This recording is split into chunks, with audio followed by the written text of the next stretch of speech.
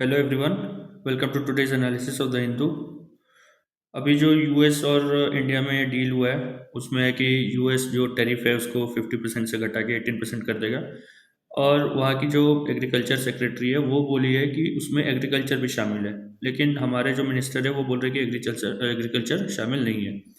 तो लेकिन अभी कोई वैसा डिटेल बाहर आया नहीं है। जो ट्रम्प का जो उसका जो अपना सोशल मीडिया है उस पर वो पोस्ट किया था ढेर सारा चीज़ कि रशिया से ऑयल नहीं खरीदेंगे और इंडिया वेनेजुएला और यूएस से ऑयल इंपोर्ट करेगा।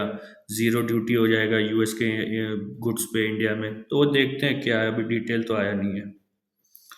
फिर ये खेमचंद सिंह एक अब नए सीएम बनेंगे मणिपुर के, इसमें एक इम्पॉर्टेंट न्यूज़ है, वो आगे देखते हैं हम लोग।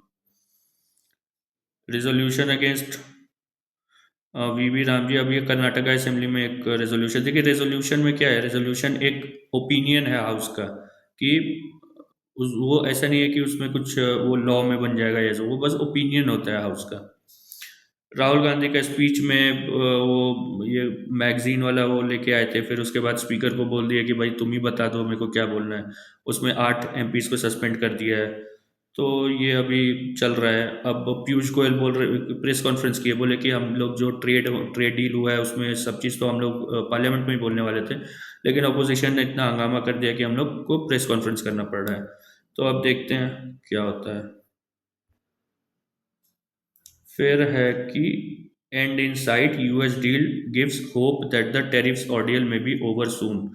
अब ठीक है, उसको 18% से 50% से 18% कर दिया, लेकिन जो सवाल है वो ये है कि जब 50% टैरिफ लगा था उसके पहले भी इंडियन गुड्स पे कुछ तो टैरिफ लगता होगा, उस पे वो 50% लगा दिया और फिर उसको घटा करके 18% कर दिया। तो हम लोगों को ये देखना है कि जब टैरिफ ये 50% नहीं लगा था तब एवरेज टैरिफ कितना था हम लोगों का, और अब 18%। तो वो जो पहले जो टैरिफ लग रहा था वो क्या 18% एवरेज से कम था या ज़्यादा था? अगर उससे कंपेयर करेंगे तब हम लोग को पता चलेगा कि वो फ़ायदा में है या नुकसान में है। हम जहाँ जहाँ सर्च किए उसमें ये है कि जो टैरिफ पहले लग रहा था ओवरऑल ऑन एवरेज वो कम है 18% से। तो एक्चुअली इंडिया को लॉस हो रहा है इवन 18% में। तो ये कोई सेलिब्रेशन करने का या कोई कॉन्ग्रेचुलेशन करने का वैसा नहीं। ऊपर से एक उसमें प्रोविजन है कि रशिया से ऑयल खरीदना बंद करेंगे। तो अब ट्रम्प क्या करता है वो तो वही जानता है, और हम लोग रशिया से ऑयल खरीदना बंद करेंगे तो उसमें रशिया से रिलेशन खराब होगा। लेकिन ये भी ध्यान रखने का चीज़ है कि रशिया से बोले इंडिया कि हम लोग चीप ऑयल खरीदेंगे, सस्ता पड़ रहा है हम लोगों को, लेकिन वो जो सस्ता पड़ रहा था उसका हम लोगों को फ़ायदा हुआ क्या? वो नहीं हुआ, क्योंकि यहाँ इंडिया में उस ऑयल को रिफाइन करके बाहर भेजा जा रहा था। तो इंडिया का जो बायर है कंज्यूमर है उसको कोई फ़ायदा नहीं हुआ। अनफ्रेंडली वाइज क्रिकेट के ऊपर दिया हुआ है, क्रिकेट को भी पूरा पॉलिटिसाइज कर दिया। India's next industrial shift electrons over molecules. ये बोल रहे हैं कि जो मॉलिक्यूल्स है ना वो ऑयल कोल एंड गैस है, और जो इलेक्ट्रॉन्स है ना वो क्लीन एंड रिलायबल इलेक्ट्रिसिटी है।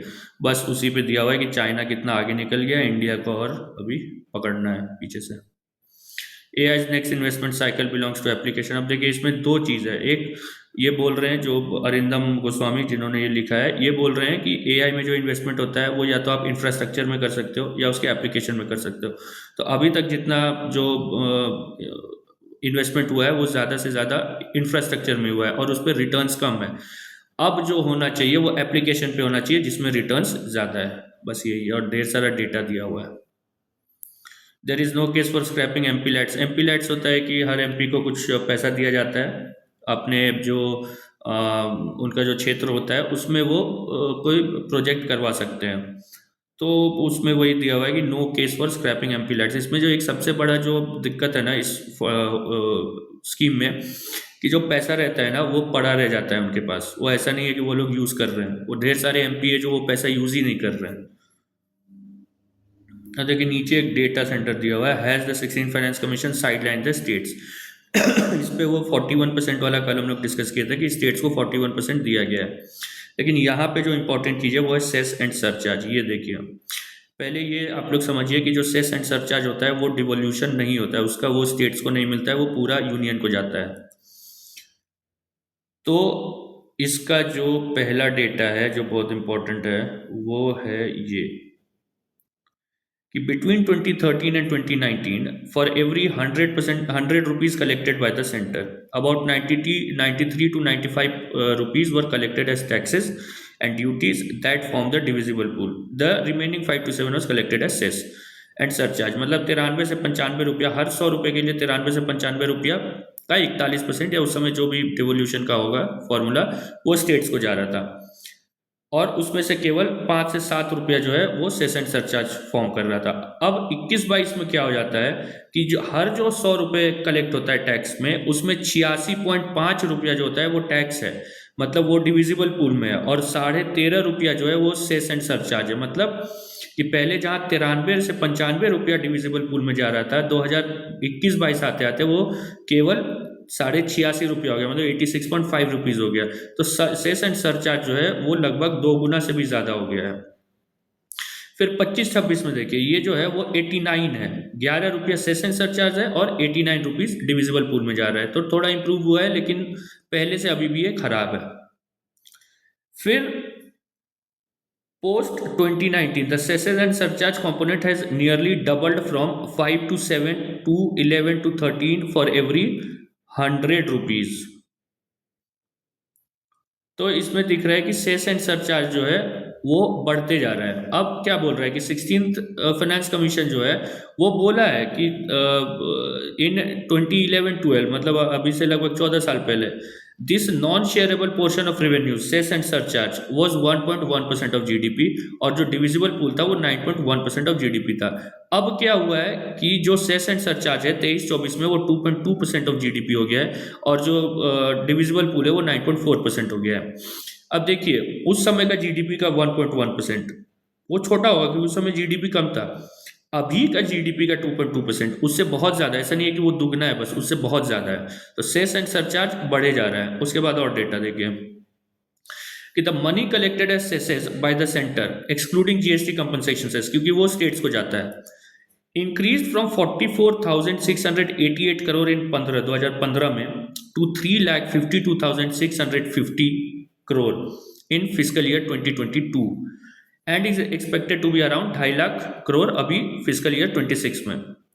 ये केवल सेस का है। सरचार्ज जो है वो 15,702 करोड़ से 2015 में 40,758 करोड़ हुआ, और अब फिजिकल ईयर 26 में वो 1,72,500 करोड़ होने वाला है।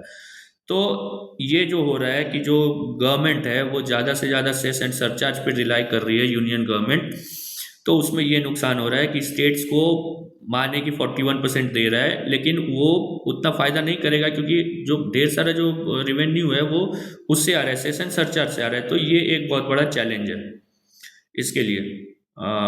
जो 16 फाइनेंस कमीशन या जो भी डिवोल्यूशन टू स्टेट्स है, उसमें जो फाइनेंसेस है उसको जो पैसा मिलना चाहिए, उसमें ये बहुत बड़ा चैलेंज है। अब ये how did the space sector fair in the budget. अब इसमें दो तरह का आर्गुमेंट है। पहला कि बजटरी एलोकेशन जो स्पेस में हो रहा है, जो स्पेस सेक्टर में हो रहा है, वो कितना है। तो ये दिया है कि जो अब पोस्ट पैंडेमिक एरा में कुछ घटा था और अब फिर से वो उस लेवल पे आ गया है। दूसरा कि इसरो का जो एक न्यू स्पेस इन स्पेस जो बना है, जो प्राइवेट आर्म है, जो मतलब बेसिकली जो अगर किसी प्राइवेट प्लेयर को अपना सैटेलाइट भेजना है तो वो इन स्पेस से कांटेक्ट करेगा। तो उसको इंटरनल जो अपने तरह से वो जो फाइनेंस जो फंडिंग है वो जनरेट कर सके, तो वो कैसे जनरेट कर सकता है और वो जनरेट करना क्यों ज़रूरी है, वो इसमें दिया हुआ है पूरे। और एक जगह आर्ग्यू किया हुआ है कि लगभग 1,000 करोड़ अलग से इन स्पेस को देना चाहिए था, बस यही है। Why the government has increase capital spending for the defence sector. ये तो वही है, देखिए कि अभी पाकिस्तान और चाइना दोनों अपने बॉर्डर जो नेबरिंग कंट्रीज़ है, दोनों अपना सही नहीं है हमारे नेबर्स, और उसके कारण कैपिटल एक्सपेंडिचर ज़रूरी है। कैपिटल एक्सपेंडिचर मतलब डिफेंस में कैपिटल एक्सपेंडिचर मतलब जहाँ आप नए आर्म्स खरीदिएगा, नए रॉकेट्स बनाइएगा, नया मिसाइल्स बनाइएगा, और कुछ भी जो नया आप टेक्नोलॉजी जो डेवलप कर रहे हैं, जो नया फाइटर जेट्स बनाइएगा या खरीदिएगा, उसमें रेवेन्यू एक्सपेंडिचर क्या हो गया, जो सैलरी हो गया, जो पेंशन हो गया, जो एडमिनिस्ट्रेटिव कॉस्ट हो गया, तो बोल रहे हैं कि उसको कट करके कैपिटल एक्सपेंडिचर को बढ़ाया गया है। आज का जो मेरे को सबसे इंपॉर्टेंट न्यूज़ लगा वो ये है कि Manipur house must be dissolve. ये कांग्रेस लीडर हैं मणिपुर के मेघचंद्र सिंह, ये बोल रहे हैं। अब इसमें देखिए इसका लॉजिक, इनका लॉजिक क्या है कि जो लास्ट, हम लोग पहले ये देखते हैं, ये देखिए क्या लिखा हुआ है। ये है आर्टिकल 174(1). ये बोलता है कि the governor shall from time to time summon the house of each house, summon the house or each house of the legislature of the state to meet at such time and place as it thinks fit, but 6 months shall not intervene between its last sitting in one session and the date appointed for the first sitting in next session। ठीक है, ये important, ये सब इसको ध्यान में रखिएगा कि 6 महीने से ज़्यादा लैप्स नहीं कर सकता है दो सेशन के बीच में। अब हुआ क्या मणिपुर में कि आखिरी सेशन हुआ, जो लास्ट सेशन हुआ वो हुआ 12 अगस्त 2024 को। अब इसके हिसाब से जो नेक्स्ट सेशन होना था आर्टिकल 171 174 ए के 1 के तहत, वो होना था फरवरी 11 2025 में। लेकिन होता क्या है कि 9 फरवरी को जो वहाँ के जो बीरेन सिंह थे उन्होंने रिजाइन कर दिया, और प्रेसिडेंट्स रूल लगता है 4 तारीख जो 13 तारीख को। तो 9 तारीख को वो रिजाइन करते हैं और 11 तारीख को लगता है प्रेसिडेंट्स, सॉरी 13 तारीख को लगता है प्रेसिडेंट्स रूल।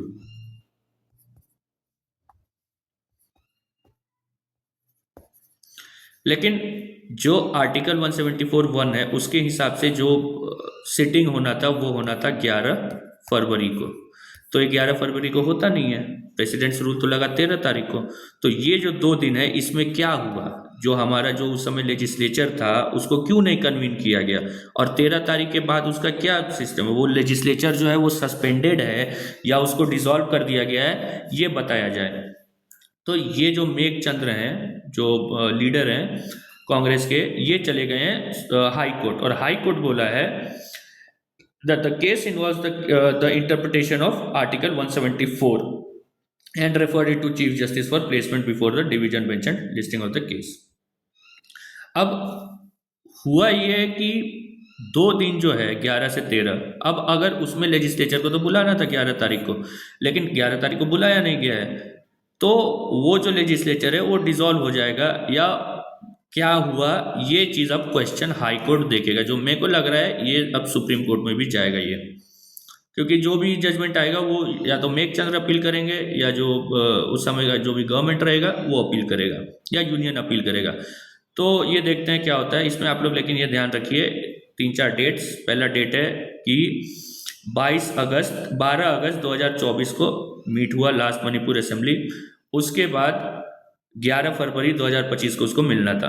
9 तारीख को वहाँ के सीएम रिजाइन कर देते हैं, 13 तारीख को लग जाता है प्रेसिडेंट्स रूल।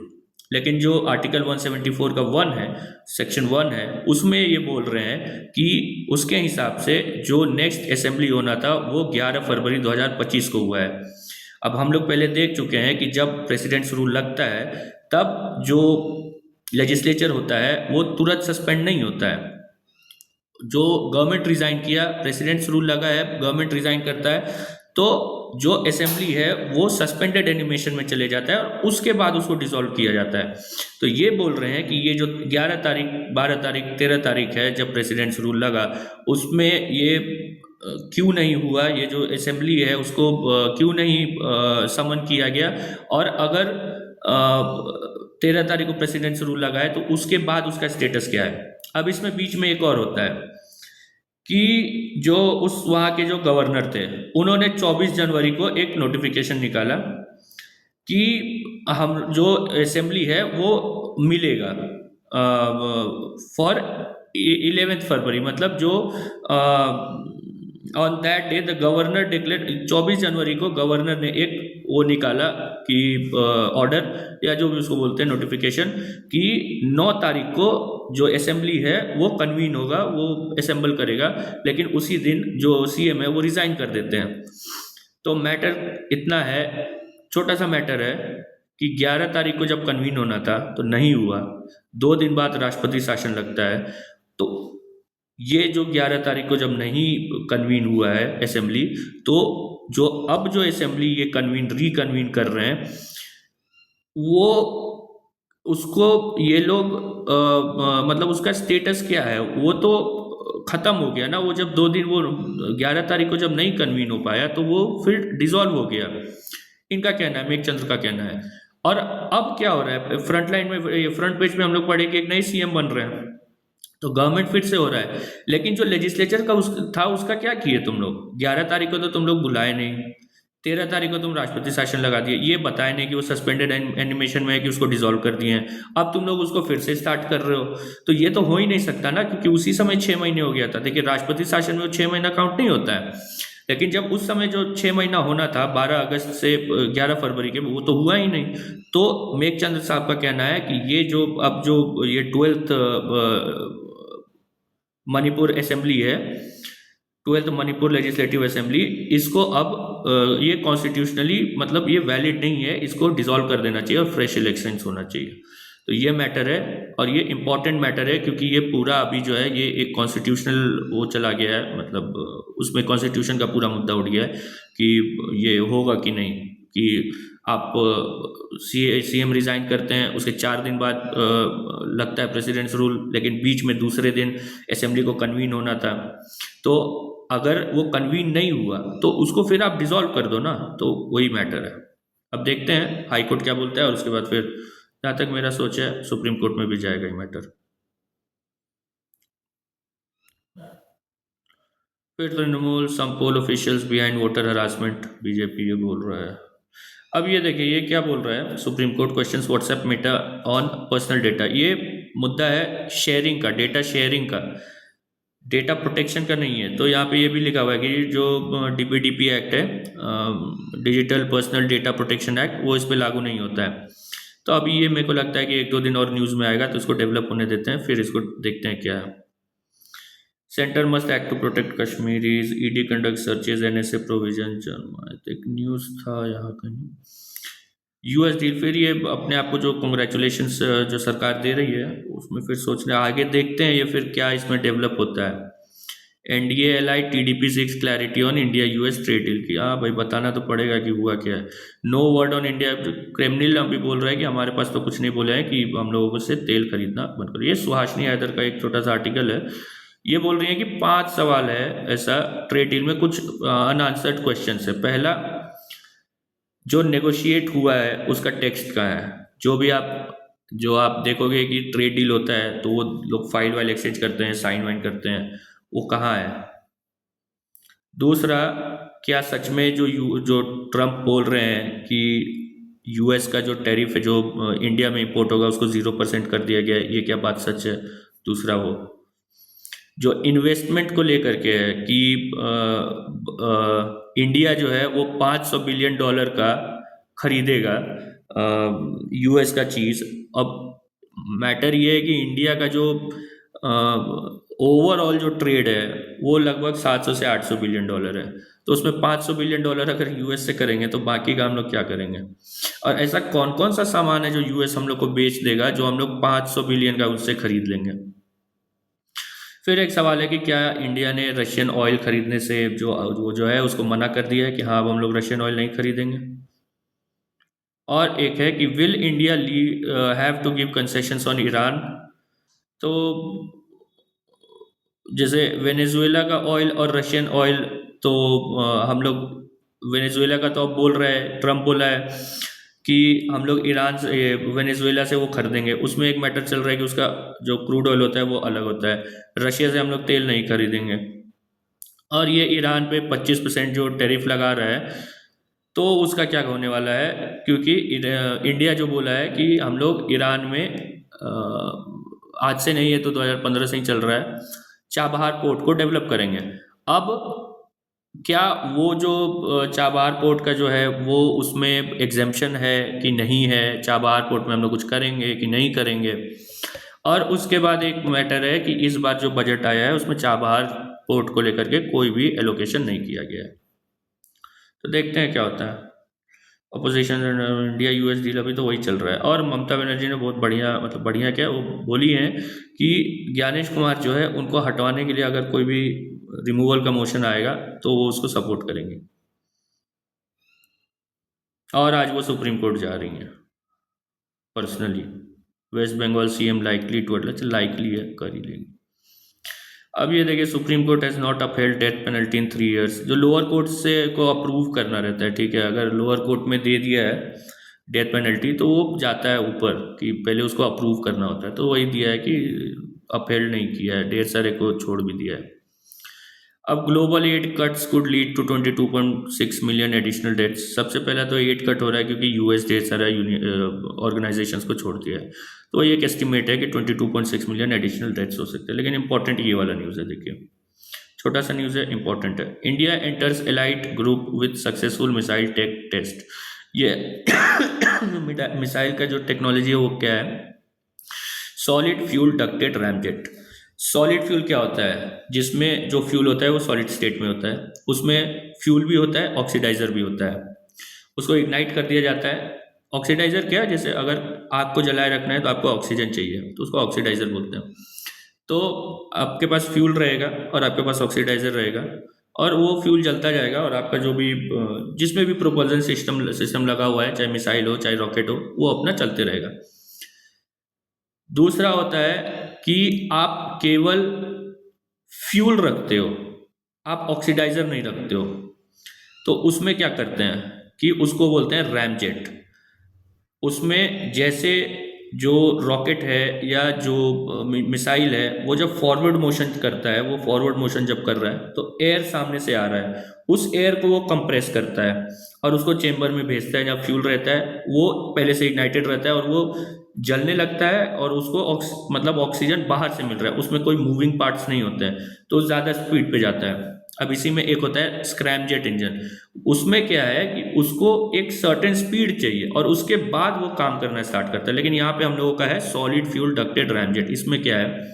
सॉलिड फ्यूल मतलब ये सॉलिड फ्यूल रखेगा, जो भी मिसाइल होगा, जो प्रोपल्शन सिस्टम होगा, उसमें सॉलिड फ्यूल रहेगा, उसको इग्नाइट कर दिया जाएगा पहले, और वो जब एक सर्टेन स्पीड पे पहुंचेगा, उसके बाद वो जो ऑक्सीडाइजर है वो उसको एटमॉस्फेयर में मिलेगा।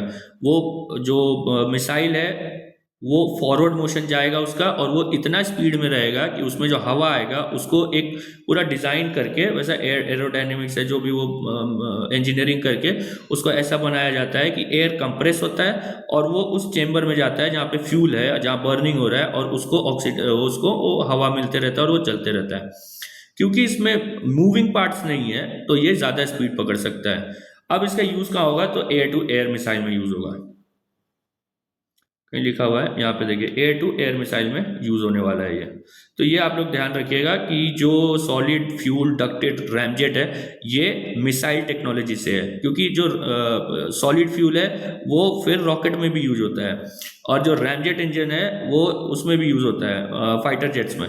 तो ध्यान रखिएगा कि सॉलिड फ्यूल डक्टेड रैमजेट अगर आता है SFDR, तो ये यूज होता है मिसाइल्स में। अब एक है कि प्रोपल्जन सिस्टम क्या होता है, रॉकेट क्या होता है। देखिए, प्रोपल्जन सिस्टम जो है वो मैकेनिज्म है जिससे रॉकेट या मिसाइल वो उसका फॉरवर्ड मोशन होता है, वो आगे बढ़ता है। तो बस वही बात है। तो आप लोग याद रखिएगा, solid fuel ducted ramjet solid fuel use करेगा, ऑक्सीडाइजर नहीं कैरी करेगा, ऑक्सीडाइजर उसको एयर को कंप्रेस करके मिलेगा, और यूज कहाँ होने वाला है? तो एयर टू एयर मिसाइल में। फिर 84% waste pickers from SC ST OBC। इसमें तो कुछ वैसा नया बात नहीं है, क्योंकि इंडिया में जो कास्ट हायरार्की है उसके हिसाब से तो। और इसमें ये भी दिया हुआ है एक डेटा कि 2014 से 859 people died due to cleaning of sewers and septic tanks. देखिए, ये मना किया हुआ है लेकिन फिर भी हो रहा है। DGCA, ये एयर इंडिया का एक फ्लाइट का न्यूज़ है। India US industry bodies and leaders Lord tariff deal. अब देखिए, ये लोग सब जो डील हुआ है उसको एकदम सब तारीफ कर रहे हैं।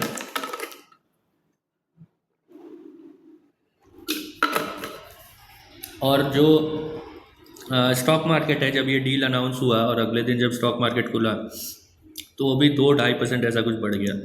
लेकिन ये इसका जब अभी वेट करते हैं जब इसका डिटेल आएगा, डिटेल आएगा तो कुछ ऐसा वो खुलेगा राज, जो शायद स्टॉक मार्केट फिर गिर जाए, लेकिन रुपी भी बढ़िया हो गया, वो हो गया आगे, मतलब अप्रिशिएट कर गया। देखिए अप्रैल इंडस्ट्री वाले होपफुल हो गए। यहाँ पे माइन जो रिफाइनर्स है वो लिख रहे हैं Venezuelan oil will be difficult to process. एक न्यू स्टार्ट ट्रीटी है, बेसिकली जो सर्टेन टाइप्स ऑफ जो लॉन्ग रेंज मिसाइल्स हैं उनको रोकने के लिए, तो वो अब एक्सपायर हो रहा है, तो रशिया बोल रहा है कि भाई एक बार इसको एक्सटेंड कर लेते हैं। यूएस और रशिया के बीच में ये है, तो अब देखते हैं ट्रम्प क्या बोलता है। ये बलूचिस्तान में कल हुआ था। बेसिकली क्या हुआ कि ये जो बलूचिस्तान लिबरेशन आर्मी है, इसने कुछ अटैक्स किया। उसके जो उसके रिपरकशन में पाकिस्तान ने कुछ पाकिस्तानी आर्मी उसमें कुछ रेड वेड मारा, और उसमें ढेर सारे ये जो आर्मी के बलूचिस्तान लिबरेशन आर्मी के लोग हैं उनको मारा है। फिर यहाँ पे एक दिया हुआ है एंटी माइक्रोबियल रेजिस्टेंस का। एंटी माइक्रोबियल रेजिस्टेंस सीवेज में ये क्या कर रहे हैं कि सीवेज का जो ले रहे हैं उसमें फिर वो जो भी वो माइक्रोब्स होते हैं उनको फिर एनालाइज करते हैं और देखते हैं कि क्या उसमें एंटी माइक्रोबियल रेजिस्टेंस है। तो वो बोल रहे हैं कि हाँ भाई, जो सीवेज है उस वो हब हो गया है एंटी माइक्रोबियल रेजिस्टेंस का। बेंडिंग द आर्क, ये जो वो है, ये जो कमर्शियल, वो जो स्पेस टूरिज्म से रिलेटेड है, तो उसमें जो जेफ बेजोस का कंपनी है ना, जो न्यू शेफर्ड, क्या था नाम इसका, ब्लू ओरिजिन, उसमें बोला है कि अभी हम लोग 2 साल इसको ख़त्म कर रहे हैं, अभी हम लोग को चांद पे जाने का ज़्यादा हड़बड़ी है। उसके बाद ऐसा कुछ खास है नहीं।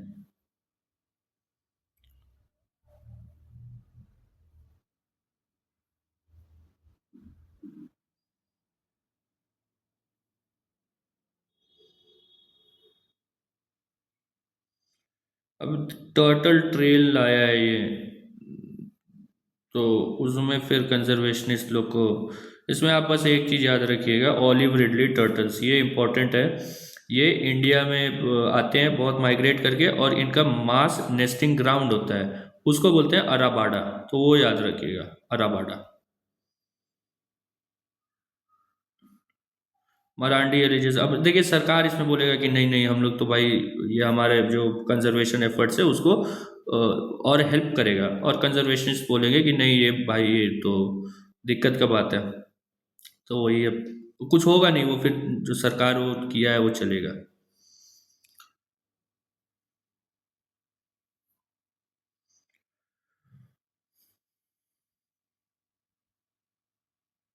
अब भाई बैंगलोर में एक लेपर्ड तेंदुआ मिल गया है, तो सावधान रहना चाहिए, हाँ, अगर कोई बैंगलोर वाले सुनेंगे तो आज के लिए बस इतना ही है कुछ। बस ये वाला जो न्यूज़ है ना, ये वाला इसको फॉलो करिएगा, कि जो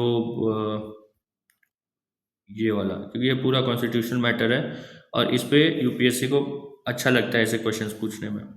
तो आज के लिए इतना ही बस, बाकी कल देखते हैं क्या आता है। होपफुली कि ये जो ट्रेड डील हुआ है उसमें कुछ नया आ जाए, और ये याद रखिएगा, space solid fuel ducted rocket. ठीक है, थैंक यू।